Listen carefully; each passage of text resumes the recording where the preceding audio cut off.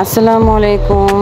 আপনারা সবাই ভালো আছেন? আমি আপনাদের বোন ভালো আছি। আজকে বিকালের নাস্তা চটপুরি আপনাদের সাথে শেয়ার করব।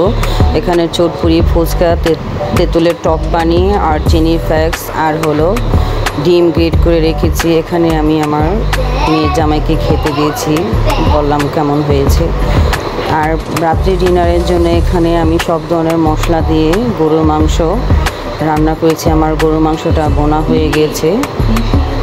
এখন আমি পোলাও চাল দিয়ে বিরিয়ানিটা রান্না করব।